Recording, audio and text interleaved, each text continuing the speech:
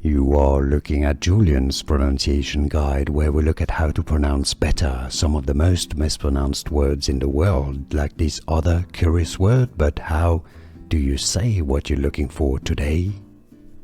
Let's learn how to pronounce this word once and for all correctly. Slightly different ways, British English and American way. If you want to learn more pronunciations that are correct and confusing, stay tuned. I've got more videos for you. British English, mommy, me, stress on the first syllable, mommy. American English is more as mommy, a bit more open sound. So mommy, UK, mommy, US. Can you hear the difference? Was this any useful? How do you pronounce it yourself? Where are you from? Let us know in the comments down below.